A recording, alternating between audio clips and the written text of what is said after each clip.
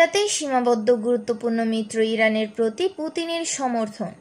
রাশিয়ার president Vladimir Putin সোমবার তেহরানের পররাষ্ট্রমন্ত্রী আব্বাস আরাগচির সঙ্গে বৈঠকে ইরানের ওপর হামলাকে অপ্ররোচিত ও অযৌক্তিক বলে অভিহিত করেন। তবে মধ্যপ্রাচ্যে তাদের গুরুত্বপূর্ণ মিত্র ইরানের পক্ষে কোনো নির্দিষ্ট সহায়তা বা প্রতিরক্ষা প্রতিশ্রুতি তিনি দেননি।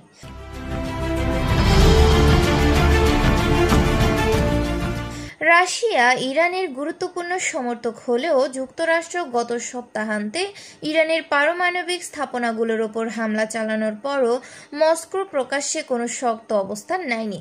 বৈঠকের শুরুতে টেলিভিশনে প্রচারিত ভাষণে আরাগচির কাছে পুতিন বলেন, ইরানের ওপর এই পুরোপুরি অপ্ররোচিত আগ্রাসন সম্পূর্ণরূপে অযৌক্তিক। এছাড়া রুশ প্রেসিডেন্ট যুক্তরাষ্ট্রের হামলার কথা সরাসরি উল্লেখ না করে বরং ইরানের ওপর হামলা বলে মন্তব্য করেন। তবে এর আগে সোমবার ক্রেমলিন এক বিবৃতিতে যুক্তরাষ্ট্রের হামলার নিন্দা ও দুঃখ প্রকাশ করেছিল। পুতিন ক্রেমলিনে আরাগচির সঙ্গে দেখা করার কিছুক্ষণ আগে ক্রেমলিনের মুখপাত্র দিমিত্রি পেসকভ সাংবাদিককে বলেন, এই অঞ্চলে নতুন করে উত্তেজনা সৃষ্টি হয়েছে। অবশ্যই আমরা এর নিন্দা জানাই এবং এ বিষয়ে গভীরভাবে দুঃখ প্রকাশ করি। ডেস্ক নিউজ, জান্নাতুল ফারিয়া, ডাক বাংলা টিভি।